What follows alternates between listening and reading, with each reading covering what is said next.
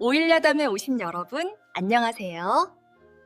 이야기 시작 전 구독과 좋아요 부탁드려요. 사람의 마음이란 참으로 얄궂은 것이라 매일 밤 한 이불을 덮고 자는 지어미의 속내조차 칠흑 같은 바다 밑바닥처럼 알 길이 없는 법이지요. 여기 평생을 먹물 냄새 속에서만 살아온 샌님 지아비가 있습니다. 그는 곁에서 조용히 길쌈을 하는 아내가 그저 순종적이고 가련한 여인인 줄만 알았습니다. 허나 피비린내 나는 해풍이 한양 땅까지 불어오던 어느 날, 지아비는 아내의 치마폭에 감춰진 서슬 퍼런 흉터와 섬 사람들이 피를 토하며 맹세한 끔찍한 진실을 마주하게 됩니다. 과연 그가 적선하듯 거두어 살렸다고 믿었던 여인의 진짜 이름은 무엇이었을까요? 매서운 삭풍이 문창호를 찢어밟길 등 몰아치던 숙종 14년의 겨울밤. 한양성 외곽 낡은 기와집의 안방에는 서늘한 냉기만이 감돌고 있었습니다. 희미한 호롱불 아래 윤학수는 책장을 넘기다 말고 곁에 앉은 지엄이 해월을 곁눈질로 훔쳐보았습니다. 거친 무명 치마를 입고 말없이 버선코를 깁는 여인. 촛불에 비친 해월의 손마디는 양반가 여인들의 그것과는 달랐습니다. 굳은 살이 바뀌고 마디가 굵게 붉어진 그 손은 바늘을 쥐고 있기보다는 거친 밧줄을 당기는 것이 더 어울려 보일 만큼 투박했지요. 학수는 속으로 쯧 혀를 찼습니다. 가련한 것. 그 저주받은 흑산 바다에서 평생 물질이나 하며 짐승처럼 죽어갈 운명이었거늘. 내 너를 거두어 한양 땅을 밟게 해주었으니 그 은혜를 평생 길쌈으로 갚아도 모자랄 터. 학수는 몇 해 전 당파 싸움에 휘말려 남해안의 고도로 유배를 떠나다 풍랑을 만났습니다. 목숨이 경각에 달했던 순간 죽어가는 그를 갯바위에서 끌어올린 것이 바로 저 해월이었습니다. 입을 꾹 다문 채 짐승처럼 경계하던 해월. 학수는 유배가 풀려 한양으로 돌아오던 날 섬의 지독한 가난 속에 버려져 있던 그녀가 측은하여 첩장치해장으로 거두었습니다. 그저 고된 노동과 굶주림에 지쳐 말문마저 닫아버린 촌부라고 굳게 믿었지요. 그때였습니다. 해월이 바느질을 멈추고 품속에서 무언가를 조심스레 꺼내 들었습니다. 그것은 흉측하게 썩어 문드러진 소금기에 찌든 검은 나무 토막이었습니다. 그녀는 마치 세상에서 가장 귀한 금은보화라도 되는 양, 그 더러운 나무 토막을 치마폭으로 조심스레 닦아내기 시작했습니다. 학수의 미간이 좁혀졌습니다. 그 망측한 물건은 제발 내다 버리라 하지 않았느냐. 미개한 섬것들이 품고 다니는 저주받은 요물 같으니 정이 무언가 만지고 싶거든 차라리 내 서책에 먼지나 털 것이지. 학수의 호통에도 해월은 그저 낮게 고개를 숙일 뿐이었습니다. 하지만 나무 토막을 감싸 쥔 그녀의 투박한 소나기에는 순간적으로 하얗게 뼈마디가 드러날 만큼 무서운 힘이 들어가 있었습니다. 학수는 그녀의 침묵이 그저 무지하고 미련한 탓이라 여겼고 불쾌한 숨을 내뱉으며 다시 논어른 위로 시선을 돌렸습니다. 자신이 알지 못하는 아내의 몸에 새겨진 거대한 파도의 기억은 까맣게 모른 채 말입니다. 그들의 고요하고 일방적인 평화가 깨진 것은 며칠 뒤 칠흑 같은 금은 밤이었습니다. 계십니까? 댁에 계십니까? 살인문을 부술 듯 두드리는 다급한 소리에 학수가 문을 열고 나섰습니다. 문 밖에는 한겨울임에도 맨발에 피투성이가 된 사내가 엎어져 헐떡이고 있었습니다. 차리 A는 추위에도 사내의 몸에서는 지독한 바다의 짠내와 비린내가 진동했습니다. 걔 누군데 이 야심한 밤의 소란이냐? 학수가 불쾌감을 감추지 못하고 호통을 치려는 찰나 마루로 뛰어나온 해월을 발견한 사내가 바닥에 머리를 짓지으며 통곡하기 시작했습니다. 놀랍게도 사내는 갓을 쓴 양반인 학수에게는 눈길조차 주지 않은 채 낡은 무명 치마를 입은 해월의 발밑으로 기어가 피 묻은 손을 뻗었습니다. 대무님, 대무님. 결국 그놈들이 다시 섬으로 돌아왔사옵니다. 제발, 제발 다시 한번 저희를 살려주십시오. 대무님, 그 순간 평생 고개 한번 빳빳하게 들지 않던 해월의 어깨가 벼락이라도 맞은 듯 꼿꼿하게 펴졌습니다. 그녀의 눈빛에서 여태껏 학수가 단 한 번도 본 적 없는 서늘하고 잔혹한 살기가 번뜩였습니다. 바다의 심연보다 깊고 어두운 진짜 해월의 얼굴이 드러나는 순간이었습니다. 피비린내가 얼어붙은 겨울밤의 공기를 단숨에 베어 넘겼습니다. 양반의 체면도 사대부의 위엄도 피투성이가 된 채 마루 밑에 엎드린 이 미천한 사내의 통곡 앞에서는 한낱 종잇장처럼 구겨질 뿐이었습니다. 윤학수의 미간에 깊은 골이 패였습니다. 사대부의 안채에 외간 남자가 그것도 짐승의 몰골을 한 산 것이 허락도 없이 난입한 것도 기가 찰 노릇이거늘 사내의 입에서 터져 나온 대무다무라는 호칭은 학수의 귀를 의심케 했습니다. 네 이놈, 감히 네 안전이라고 피를 뿌리며 요망한 주둥이를 놀리느냐. 당장 이놈을 끌어내어 멍석을 말. 가만히 계십시오. 나으리. 학수의 불호령을 싹둑 잘라낸 것은 다름 아닌 해월이었습니다. 평생 학수의 그림자 한 뼘조차 밟지 않던 숨소리조차 죽이고 살던 여인. 그 여인의 입에서 나온 서늘하고 단호한 음성에 학수는 하마터면 헛바람을 들이킬 뻔했습니다. 해월의 시선은 지아비인 학수를 완전히 비껴가 있었습니다. 아니, 학수라는 존재 자체가 그녀의 안중에서 지워진 듯했습니다. 해월은 주저없이 눈 덮인 마당으로 뛰어내렸습니다. 버선발이 더럽혀지는 것은 아랑곳하지 않고 털썩 무릎을 꿇은 그녀는 치마폭을 부국 찢어 사내의 목덜미에서 솟구치는 검붉은 피를 거칠게 틀어막았습니다. 그 손놀림에는 양반과 여인들의 어설픈 구휼 따위는 없었습니다. 짐승의 숨통을 끊어보았고 동시에 죽어가는 목숨을 억지로 이승에 붙들어 매 본 자만이 가질 수 있는 끔찍한 이길이 이치와도 같았습니다. 말해라, 덕배야. 잠엄한 수군진의 포구는 어찌 뚫고 왔느냐. 해월의 목소리는 낮게 깔려 있었으나 쩍쩍 갈라진 얼음 밑을 흐르는 검은 탕류처럼 무시무시한 힘을 품고 있었습니다. 자네의 덕배라 불린 자는 해월의 손길이 닿자마자 마치 신앙을 영접한 짐승처럼 헐떡이며 말을 토해냈습니다. 주만도. 그 씹어먹어도 시원찮을 관아의 개새끼가 결국 외구의 잔당들과 결탁했사옵니다. 관아에 바칠 전복과 진주를 빼돌린 것도 모자라 이제는 섬의 어린 계집들과 사내 놈들을 노예선에 팔아넘기려 섬을 봉쇄했사옵니다. 대무님께서 그어놓으신 불살부사의 선이 무너졌사옵니다.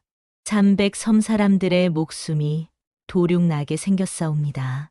학수는 마루에 꼿꼿이 선 채 그들의 대화를 듣고 있으면서도 도무지 이 상황을 이해할 수 없었습니다. 죽음 만호라니? 외구 잔당이라니? 무엇보다 이 미천한 섬년에게 대모라 부르며 엎드린 저 사내는 도대체 무엇이란 말입니까? 학수는 애써 헛기침을 하며 떨리는 목소리를 감추었습니다. 닥치어라. 관의 녹을 먹는 만호가 해적과 결탁을 하다니. 필시 국법이 엄한 줄 모르는 미개한 선것들의 망상일 터. 게다가 내 놈이 아까부터 내 첩장에게 대모라 칭하는데 필시 미신에 홀려 실성한 모양이구나. 덕배는 그제야 마루 위에 선 학수를 올려다보았습니다. 허나 그 눈빛에 담긴 것은 양반을 향한 경외가 아니었습니다. 짙은 혐오와 조롱, 그리고 차가운 살기였습니다. 덕배는 잇몸을 허옇게 드러내며 기괴한 헛웃음을 흘렸습니다. 실성? 흐흐, 한양의 샌님 나으리. 나으리께서는 저분, 해월 대무님이 어떤 분이신지 진정 모르고 계셨단 겝니까? 나으리께서 갑인년 그해 겨울 우리 섬 앞바다에 떠내려오셨을 때 나으리를 살려준 것이 그저 운 좋은 파도인 줄 아셨습니까? 학수의 동공이 잘게 흔들렸습니다. 갑인년. 당쟁에서 밀려나 남해안의 척박한 고도로 유배를 떠나던 해. 엎친 데 덮친 격으로 거대한 풍랑을 만나 배가 박살났고 차가운 심연 속으로 가라앉던 그를 갯바위로 끌어올린 것이 바로 저 해월이었습니다. 학수는 평생 그것이 하늘의 뜻이며 자신이 베푼 적선의 결과라 굳게 믿어왔습니다. 나으리가 타셨던 유배선은 풍랑에 부서진 것이 아닙니다. 덕배의 입술에서 흘러나온 말은 학수의 뼈대를 부수어 버릴 만큼 충격적이었습니다. 그날 밤 조만호와 결탁한 외구 놈들의 화공호어공에 나으리가 타신 배의 밑창이 뚫린 겝니다. 나으리가 숨을 헐떡이며 바다에 처박혀 있을 때 대무님께서는 단신으로 칠흑 같은 밤바다에 잠수하셨지요. 21식경이나 참아내시며 대장선의 밑창을 도끼로 찍어버리셨고 그 아수라장 속에서 외장놈의 배 위로 기어올라가 단도로 놈의 목줄기를 뜯어발기셨습니다. 우리 섬 사람들을 지키기 위해 그 고운 손으로 놈들의 피를 뒤집어 쓰신 제 야차처럼 바다를 지배하셨단 말입니다. 나으리는 그저 대무님께서 외장을 죽이고 돌아오시는 길에 발길에 채어 건져 올려진 재수 좋은 빈껍데기에 불과하오. 거짓말. 이 무슨 해괴망측한 요설이냐? 학수는 뒷걸음질을 쳤습니다.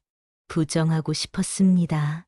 조선의 법도가 성리학의 이치가 그것을 허락하지 않았습니다. 어찌 저토록 비천하고 무식한 여인이 남정네들조차 오금을 저리는 외장들의 목을 베고 섬을 지켰단 말입니까? 자신이 구원해 준 가련한 생명이 아니라 자신이 구걸하여 살아남은 핏덩이에 불과했다는 사실을 학수의 알량한 자존심은 결코 받아들일 수 없었습니다. 하지만 학수의 눈앞에 펼쳐진 광경은 참혹한 진실을 증명하고 있었습니다. 해월은 덕배의 상처를 모두 여민 뒤 천천히 자리에서 일어났습니다. 그녀는 뒤를 돌아 학수를 바라보았습니다. 더 이상 고개를 숙이지도 시선을 피하지도 않았습니다. 촛불에 비친 그녀의 눈동자는 검은 현무암처럼 차갑고 단단했습니다. 나의. 해월의 입에서 나온 사내의 호칭은 서늘했습니다. 이승에서 나으리와 맺은 얄팍한 연은 오늘 밤으로 끝이 났사옵니다. 거두어 주신 은혜, 지난 3년의 길쌈으로 갚았다. 여기겠사옵니다. 네, 내년이 정녕 미친 개로구나. 내 집 문지방을 단 한 발짝이라도 넘는다면 칠거지악치 쥐즈으로 다스려 관하에 넘길 것이다. 학수의 발악에 가까운 호통에도 해월은 흔들림이 없었습니다.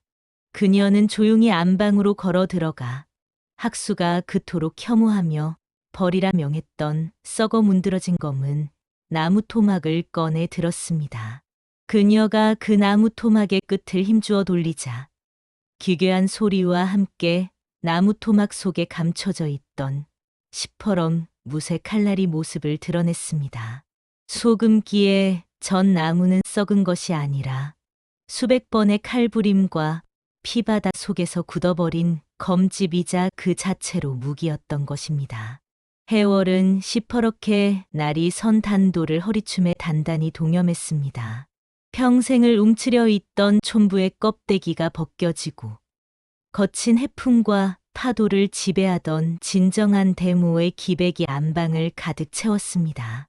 그녀는 바닥에 쓰러진 덕배를 부축해 일으키며 얼어붙은 학수에게 마지막 말을 남겼습니다.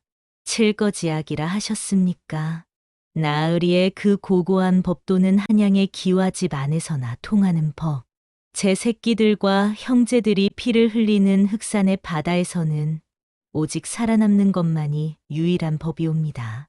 제 무덤은 제가 판 곳에 묻힐 터이니 나으리께서는 부디 이 따뜻한 온돌방에서 만수무강하시옵소서. 문풍지가 비명을 지르며 찢어지고 해월과 덕배는 눈보라가 치는 어둠 속으로 흔적도 없이 사라졌습니다. 텅 빈 안방, 엎질러진 핏자국 앞에 홀로 남은 학수는 다리에 힘이 풀려 주저앉고 말았습니다. 여필종부의 이치로 완벽하게 통제하고 있다고 믿었던 세계가 산산조각 났습니다. 그제야 학수의 가슴 깊은 곳에서 양반의 체면을 뚫고 알 수 없는 맹렬한 수치심과 기묘한 불길이 치솟기 시작했습니다. 자신이 평생을 속아왔다는 분노, 그리고 자신이 결코 범접할 수 없었던 아내의 거대한 실체를 두 눈으로 직접 확인하고야 말겠다는 지독한 집착의 불씨였습니다. 바람이 울부짖고 있었습니다. 남쪽으로 피비린내 나는 흑산의 바다로 향하는 sak풍이었습니다. 눈보라가 휩쓸고 간 안방의 처참한 풍경 속에서 윤학수의 이성은 서서히 기괴한 집착으로 타들어가고 있었습니다. 천안개 것이 감히 사대부를 기만해? 내 눈으로 직접 보아야겠다. 그년이 정령 사람의 탈을 쓴 야차인지 아니면 그저 미쳐버린 천출년의 요설인지. 이 이튿날 동이 특이가 무섭게 학수는 가산의 일부를 급히 처분하여 마포나루의 은밀한 객주를 찾았습니다. 국법으로 금해진 사사로운 백길. 그것도 해적과 반란의 소문이 들끓는 남해의 흑산으로 향하겠다는 미친 양반을 태워줄 배는 흔치 않았습니다. 하지만 학수가 던진 묵직한 은자 주머니는 바다의 악이라 불리는 밀수꾼들의 입마저 벌리게 만들었습니다. 학수는 스스로를 속이고 있었습니다. 도망친 첩년을 잡아들여 반상의 법도를 세우겠다는 명분을 쥐고 있었으나 배전에 오르는 그의 덜덜 떨리는 두 다리는 그가 느끼는 근원적인 공포를 증명하고 있었습니다. 배가 서해를 지나 남도의 거친 바다로 접어들자 겨울 바다는 짐승의 아가리처럼 험악하게 일렁였습니다. 뱃멀미로 창자가 끊어질 듯 구역질을 해대면서도 학수는 선실 바닥을 기어나와 핏발 선 눈으로 수평선을 노려보았습니다.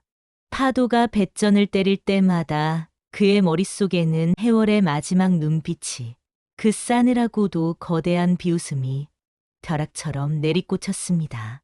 평생 글줄이나 읽으며 우주의 이치를 깨달았노라 자부했던 그의 오만은 이 무자비한 대자연과 그 자연을 통치하는 대무라는 기괴한 존재 앞에서 한낱 먼지처럼 흩어지고 있었습니다. 닷새의 지옥 같은 항해 끝에 배가 흑산의 인근 해역에 당도했을 무렵이었습니다. 나으리, 저기 보시옵소서. 바다가 피를 토하고 있구만요. 키를 잡던 뱃사공의 비명에 학수가 고개를 들었습니다. 잿빛 해무가 짙게 깔린 바다 위로 무언가 흉측한 것들이 둥둥 떠밀려 오고 있었습니다. 그것은 박살이 난 판옥선의 잔해들과 외구의 복색을 한 자들의 퉁퉁 불어 터진 시신들이었습니다. 시신들의 목통과 심장에는 하나같이 예리한 칼날에 단숨에 베이고 찔린 참혹한 흔적이 역력했습니다. 당장 배를 돌려야 합죠. 섬 전체가 이미 아수라장이 된 것이 틀림없구만요. 저승 귀신들이 판을 치는 곳에 산 목숨을 들이밀 순 없소이다. 사공들이 겁에 질려 닻을 올리려 아우성을 쳤지만 학수는 눈이 뒤집힌 채 허리춤에서 은장도를 뽑아들고 사공의 목에 겨누었습니다. 은자를 2배로 주마. 아니 3배로 쳐줄 터이니 당장 노를 저어라.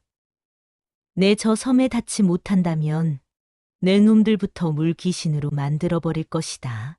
이미 양반의 채통 따위는 내다 버린 광기에 사로잡힌 짐승의 발악이었습니다.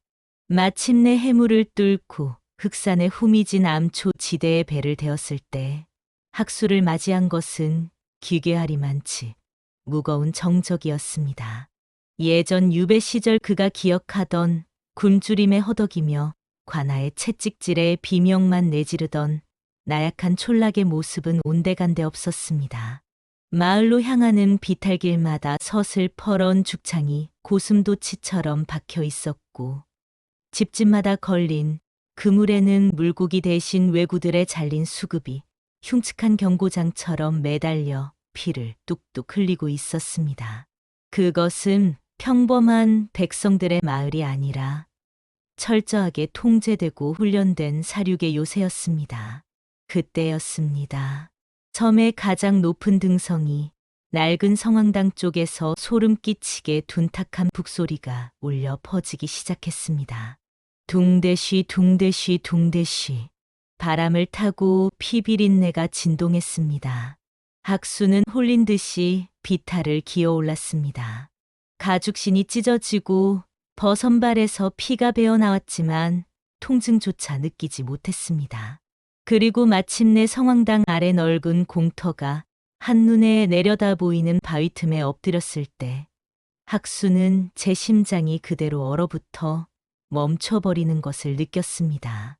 수백 명의 섬 사람들이 노인과 아녀자 할 것 없이 손에 낙과 작살, 부러진 칼을 쥔 채 짐승 같은 안광을 번뜩이며 도열해 있었습니다.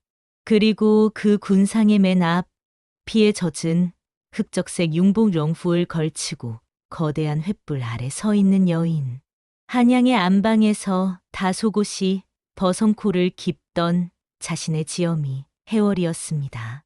그녀의 손에는 안방에서 챙겨온 그 썩은 나무 토막의 단도가 피를 뚝뚝 흘리며 쥐어져 있었고 그녀의 발밑에는 조선 수군만호의 찰갑옷을 입은 자와 외구의 흉갑을 두른 자가 팔다리가 꺾인 채 짐승처럼 꿇어 엎드려 있었습니다.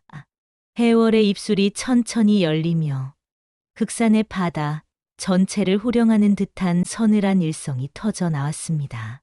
성황당 앞마당을 가득 채운 거대한 횃불들이 겨울에 매서운 해풍에 미친 듯이 춤을 추고 있었습니다. 수백 명의 섬 사람들이 내뿜는 허연 입김은 짙은 살기와 엉켜붙어 마치 이승과 저승의 경계를 지우는 기괴한 해무할 옷처럼 피어올랐습니다. 그 살벌한 인의 장막 한가운데 칠흑 같은 융복을 걸친 해월이 서 있었습니다.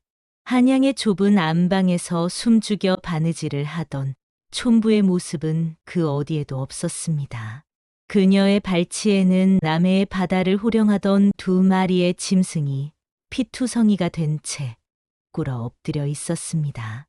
한 명은 외구의 잔당을 이끌던 수괴였고 다른 한 명은 그들과 결탁하여 섬 사람들의 피를 빨아먹던 수군 만호쉐의 중왕후 조대방이었습니다.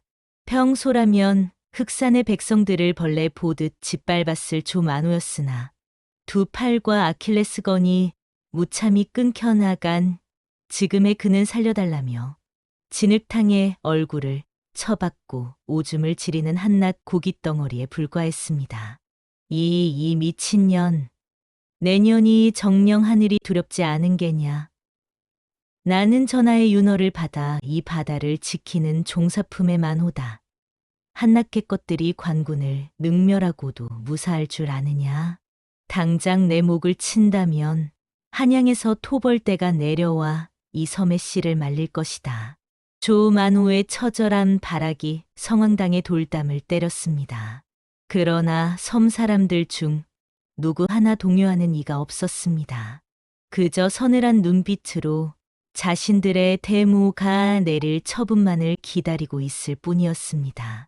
해월이 천천히 걸음을 옮겨 조만호의 코앞에 다가섰습니다.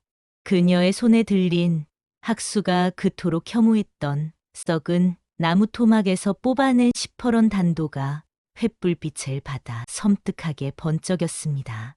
하늘? 한양의 임금? 해월의 입술 사이로 흘러나온 조소는 겨울 바다의 얼음장보다 차가웠습니다. 갑인년 보릿고개 때 내 놈이 공납을 바치라며 젖먹이 어미들의 젖가슴을 인두로 짖을 때 하늘은 어디 있었느냐. 정묘년 왜구들이 포구에 불을 지르고 10살배기 계집아이들을 노예선에 끌고 갈 때 내 놈이 자랑하는 그 임금의 군대는 어디서 무엇을 하고 있었더냐. 해월은 단도의 끄트머리로 조만호의 상투를 꿰뚫어 거칠게 들어 올렸습니다. 두피가 찢어지는 고통에 조만호가 돼지 멱다는 비명을 내질렀습니다. 이 섬의 하늘은 임금이 아니라 파도와 피보라가 정한다. 너희들이 버린 백성들은 스스로 야차가 되어 이 흑산의 바다를 지켰다. 토벌 때가 온다 하였느냐? 오라 하여라. 이 바다 밑바닥에 수장된 니놈들의 뼈다귀가 이미 수백을 헤아린다. 몇 놈이 더 걸음으로 내려오든 흑산의 미역은 참으로 융성하게 자라날 터이니. 그 참혹한 선언이 공터를 울리는 순간이었습니다. 해월아, 멈추어라. 이 끔찍한 요술을 당장 멈추지 못할까? 바위 틈에 숨어 사시나무 떨듯 이 광경을 지켜보던 학수가 기어이 실성한 사람처럼 비탈을 뒹굴며 뛰쳐나오고 말았습니다. 찢어진 비단 두루마기와 흙투성이가 된 갓 한쪽이 벗겨져 피가 흐르는 버선발. 조선 제1의 사대부라 자부하던 윤학수의 몰골은 수백 명의 천민들 앞에서 처참하게 발가벗겨진 채였습니다. 갑작스러운 외지인의 난입에 섬 사람들이 일제히 살기 어린 눈을 번뜩이며 죽창과 작사를 학수를 향해 겨누었습니다. 수백 개의 서슬 퍼런 칼끝이 당장이라도 학수의 몸통을 꿰뚫을 듯 다가섰습니다. 대모님, 웬 미친 새님 놈팽이가 숨어들었구만요. 강장 사지를 찢어 바다에 던지겠습죠. 멈춰라. 해월의 나지막한 한마디에 마치 모세의 기적처럼 수백 개의 죽창이 일제히 땅을 향해 멈춰 섰습니다. 그 절대적인 통제력 앞에서 학수는 다리에 힘이 풀려 진흙탕 위에 털썩 주저앉았습니다. 하지만 뼈속 깊이 박힌 양반의 알량한 오만함은 죽음의 공포 앞에서도 그를 미치게 만들고 있었습니다. 네, 내년이 정령 제정신이 아니로구나. 내년은 내 첩장이다. 내 그늘 아래서 목숨을 부지하고 밥술이나마 떠먹던 미천한 계집이란 말이다. 어찌 여필종부의 도리를 저버리고 이런 극악무도한 반역을 저지른단 말이냐. 강장 저 칼을 버리고 내 뒤로 물러서라. 내 관아의 연주를 대어 내년의 목숨만은 구명해 줄 터이니. 이해할 수 없는 현실 앞에서 학수는 자신이 알던 유일한 세상의 이치인 삼강오륜의 껍데기를 방패 삼아 허공에 대고 헛소리를 짓지르고 있었습니다. 해월은 그런 학수를 짐승의 사체를 내려다보는 듯한 무감각한 눈빛으로 응시했습니다. 그녀가 천천히 학수에게 다가왔습니다. 해월이 걸음을 옮길 때마다 찰갑이 부딪히는 쇳소리가 학수의 심장을 옥죄었습니다. 나의, 아직도 꿈속을 헤매고 계십니까? 해월이 학수의 턱을 단도의 칼등으로 차갑게 들어 올렸습니다. 칼날에 묻은 조만호의 피가 학수의 뺨을 타고 흘러내렸습니다. 갑인년 겨울, 나으리를 바다에서 건져 올린 것은 적선지산이 아니었습니다. 그때 우리 섬 사람들은 조만호의 수탈을 견디다 못해 창고를 털어 무기를 모으고 있었습니다. 하지만 조정의 유배를 받은 양반이 섬에서 객사한다면 필시 토벌대가 내려와 샅샅이 섬을 뒤질 것이 불보듯 뻔했지요. 나으리가 목숨을 부지한 것은 단지 우리들의 거사를 숨기기 위한 방파제가 필요했기 때문이었습니다. 그럴 리가 울었다. 내년이 나를 흠모하여 내 은혜에 감흡하여 한양까지 따라온 것이 아니더냐. 은혜라 하셨습니까? 해월의 눈가에 기괴한 호선이 그려졌습니다. 나으리가 한양의 따뜻한 온돌방에서 맹자를 논하실 때 제가 밤마다 왜 버선코를 깁고 있었는지 아십니까? 나으리의 양반 신분을 방패 삼아 마포나루에 드나드는 밀수 상인들과 내통하여 이 섬으로 빼돌릴 염초옌 샤와 무쇠의 양을 암으로 엮어 꿰매고 있었던 것입니다.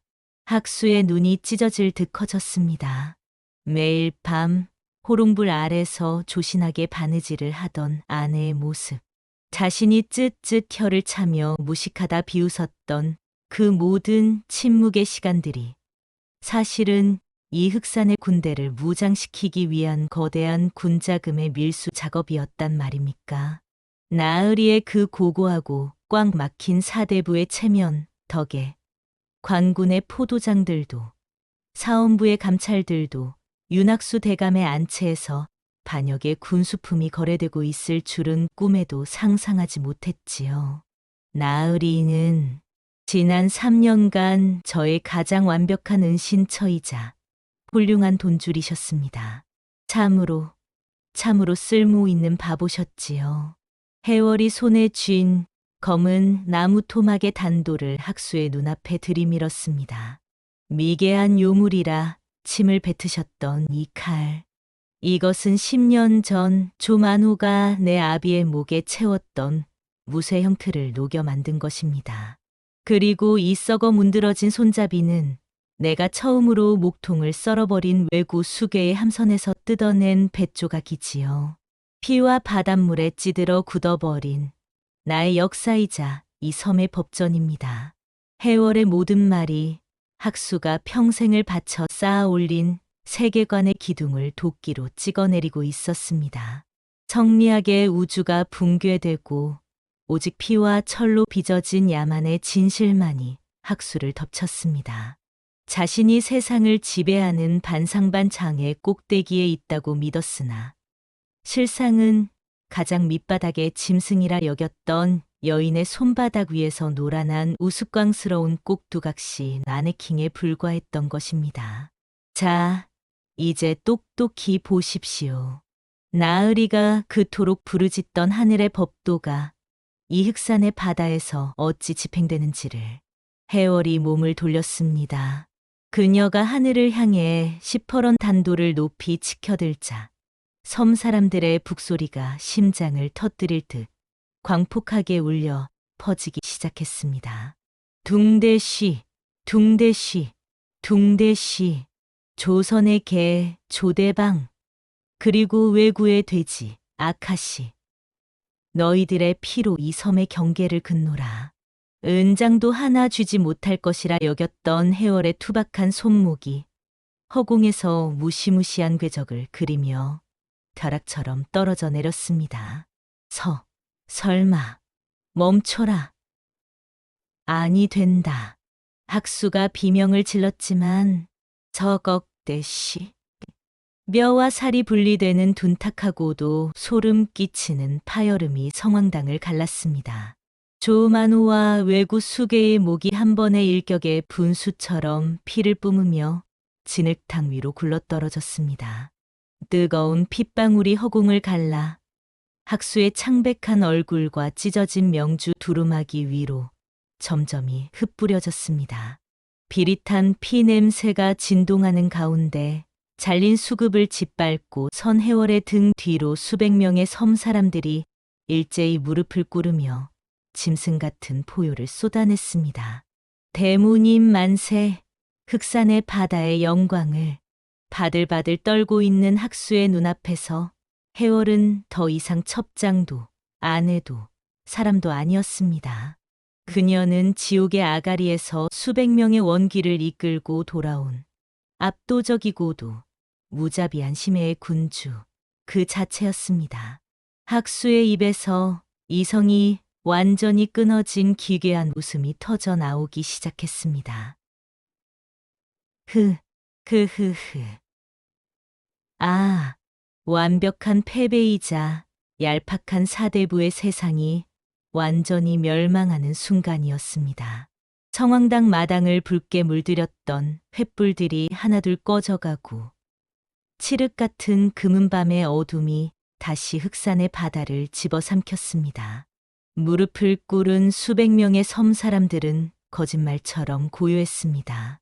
그들은 누구의 지시도 없이 일사불란하게 움직여 조만우와 왜구들의 목 없는 시신을 거적에 말아 절벽 아래로 던졌습니다. 검붉은 핏물은 밀려오는 파도에 씻겨 흔적도 없이 사라졌고 밤바다는 짐승의 사체를 삼킨 뒤 더욱 기괴하고 무거운 침묵 속으로 가라앉았습니다. 그 지옥도 한가운데 윤학수만이 넋이 나간 채 진흙탕 속에 주저앉아 있었습니다. 그의 눈동자는 초점을 잃고 허공을 떠돌았고 갈라진 입술 사이로는 짐승의 앓는 소리 같은 기괴한 파열음만이 새어나왔습니다. 아, 아, 해월이 피에 젖은 단도를 처마 밑항아리에 무심하게 씻어내고는 천천히 학수에게 다가왔습니다. 학수는 해월의 그림자가 자신을 덮치자 발작하듯 몸을 움츠리며 뒤로 물러섰습니다. 평생을 발밑에 때만도 못하게 여겼던 천출의 여인이 이제는 제 목숨줄을 쥐고 흔드는 염라대왕으로 보였기 때문입니다. 살려다오.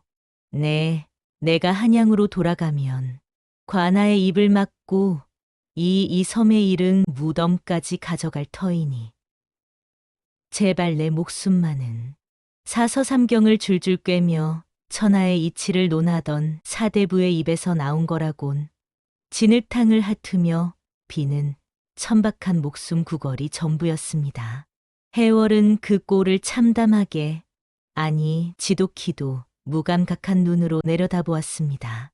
살려달라 하셨습니까? 해월의 목소리에는 분노도 조롱도 남아있지 않았습니다. 그것은 길가에 밟힌 지렁이를 보는 듯한 완벽한 무관심이었습니다. 나으리의 목을 쳐 이 바다에 던진다 한들 물고기들조차 그 탁한 피를 역겨워하며 비켜갈 것입니다. 나으리는 제 손에 피를 묻힐 가치조차 없는 그저 속이 텅 빈 기생충에 불과하니까요. 해월은 허리춤에서 무언가를 꺼내 학수의 품에 툭 던졌습니다. 그것은 학수가 안방에서 그토록 불길하다며 내다 버리라 호통을 쳤던 바로 그 썩은 나무 토막이었습니다. 시퍼런 칼날이 빠져나간 텅 빈 검집. 소금기에 전 그 흉측한 나무 껍데기가 학수의 무릎 위로 굴러떨어졌습니다. 이것을 가지고 나으리의 세상으로 돌아가십시오. 해월이 돌아서며 남긴 마지막 선언이 삭풍을 타고 학수의 귓가를 때렸습니다. 나으리께서 평생을 바쳐 모신 사대부의 도리와 양반의 체면이라는 것이 결국 이 텅 빈 썩은 나무 토막과 무엇이 다릅니까? 진짜 힘은 시퍼런 칼날이 되어 이 흑산의 피바다를 뒹굴고 있는데 나으리께서는 평생 그 빈 껍데기만 쓰다듬으며 우주의 이치를 통달했노라 착각하셨지요. 한양의 따뜻한 안방으로 돌아가시거든 남은 평생 이 나무 토막이나 부둥켜 안고 나으리만의 고고한 천국에서 늙어 죽으십시오. 그것은 사형 선고보다 더 끔찍한 저주였습니다. 며칠 뒤 마포나루에 닿은 밀수선에서 반송장 하나가 내동댕이 쳐졌습니다. 남루한 꼴로 한양의 본가에 돌아온 윤학수. 그는 목숨을 건졌고 여전히 널찍한 기와집과 따뜻한 화로, 수만 권의 서책을 소유한 사대부였습니다. 하지만 그의 세계는 이미 완벽하게 멸망해 있었습니다. 밤이 되면 학수는 문창호를 모두 걸어 잠그고 덜덜 떨었습니다. 바람이 문풍지를 스칠 때마다 흑산의 둔탁한 북소리가 고막을 찢을 듯 울려 퍼졌고 책장을 넘길 때마다 먹물로 쓰인 글귀들이 왜구들의 잘린 수급으로 변의 핏물을 뚝뚝 흘리며 그를 노려보았습니다. 가짜다. 이 모든 것이 가짜야. 으아. 학수는 밤마다 맹자와 논어를 갈기갈기 찢어 화로에 던져 넣으며 발작했습니다. 그의 품에는 항상 해월이 던져준 그 썩은 나무 토막이 부적처럼 안겨 있었습니다. 그는 한양 제1의 학자에서 매일 밤 텅 빈 나무 토막을 품고 알 수 없는 바다의 환영과 싸우는 미치광이 늙은이로 전락하고 말았습니다. 결코 돌아갈 수 없는 흑산의 바다, 결코 가질 수 없는 진짜 힘, 그리고 평생 자신을 기만했던, 자신이 가장 사랑하고 통제한다 믿었던 지엄이의 거대한 그림자 밑에서 윤학수는 서서히 말라 죽어갔습니다. 사랑하는 이를 우리는 얼마나 알고 있을까요? 어쩌면 우리가 곁에 누운 이의 얼굴이라 믿는 것은 그저 내가 보고 싶은 대로 빚어낸 얄팍한 환상에 불과한지도 모릅니다. 바다의 심연보다 깊은 것이 사람의 속내라 하였습니다. 여러분의 안방 문지방을 넘나드는 이의 치마폭 아래에 혹은 고요하게 엎드린 그의 숨소리 뒤에 당신의 목을 노리는 서슬퍼런 단도가 숨겨져 있지 않다고. 과연 누가 장담할 수 있겠습니까?